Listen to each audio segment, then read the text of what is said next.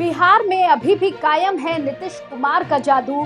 चिराग पासवान को भी लोकसभा ने दे दी संजीवनी। Nobody holds the key. The key has been handed over to my Prime Minister. कोई सवाल ही नहीं पैदा होता. Why would India Alliance approach me? 4 seat जीत कर इतना घमंड, हाँ? किस बात का?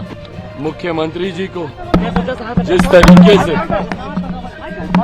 मुख्यमंत्री जी ने हमारे गठबंधन को मजबूती देने का काम किया और एनडीए का बिहार में जो प्रदर्शन रहा है उसका बड़ा श्रेय जहां एक तरफ हमारे प्रधानमंत्री आदरणीय नरेंद्र मोदी जी के नेतृत्व 2019 के लोकसभा चुनाव में बिहार की जनता ने एनडीए गठबंधन को 40 में से 39 सीट दी थी। इस बार एनडीए को उतनी सीटें तो नहीं मिली, लेकिन नीतीश और चिराग ने मिलकर बिहार में बीजेपी को ज्यादा नुकसान नहीं होने दिया। बीजेपी से कम सीट पर चुनाव लड़ने के बावजूद जेडीयू ने बीजेपी के बराबर सीटें हासिल कर ली, तो वहीं इस चुनाव में चिराग पासवान का स्ट्राइक रेट 100% रहा।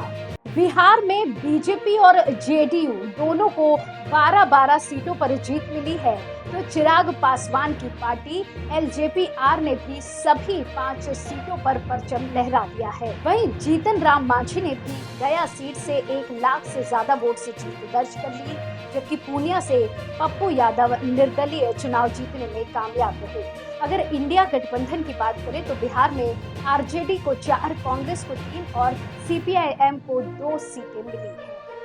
बिहार का चुनाव नीतीश कुमार के लिए लिटमस टेस्ट की तरह है, क्योंकि चुनाव से ठीक पहले नीतीश कुमार महागठबंधन छोड़कर एनडीए में शामिल हुए थे, जिसको लेकर तरह तरह के सवाल उठाए जा रहे थे। वहीं चुनाव के दौरान ये कयास भी लगाए जा रहे थे कि बिहार में नीतीश कहीं छोटे भाई बनकर ही न रह जाएं, लेकिन लोकसभा चुनाव परिणामों में जेडीयू का स्ट्राइक रेट बीजेपी से बेहतर रहा है। ये नतीजे नीतीश की क्रेडिबिलिटी को लेकर उठ रहे सवालों के जवाब की तरह भी देखे जा रहे हैं।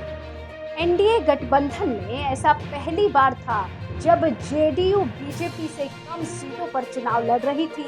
बीजेपी ने 40 में से 17 सीटों पर उम्मीदवार उतारे, जबकि जेडीयू के हिस्से में 16 सीटें आई थी। और चुनावी नतीजों ने बता दिया है कि बिहार में अभी भी नीतीश कुमार का जलवा बरकरार है।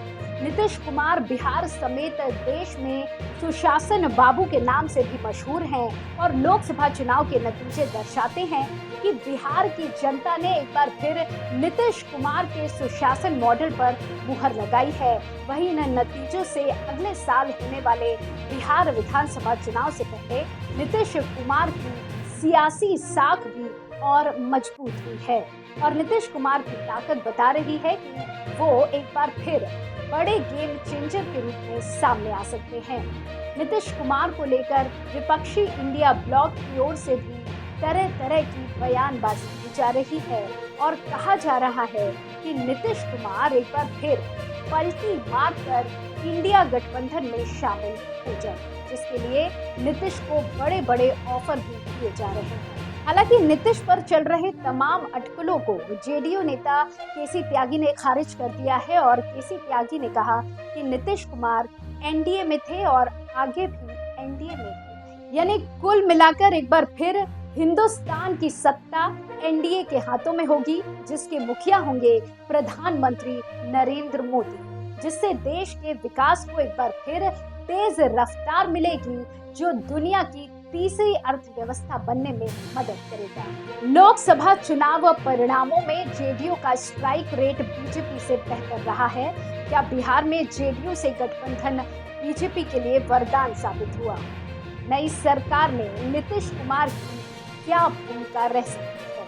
इस तरह के और अपडेट के लिए कृपया अपने एयर न्यूज चैनल को सब्सक्राइब करें और जब भी कोई नया वीडियो अपलोड हो तो तत्काल सूचना के लिए बेल आइकन पर क्लिक करें।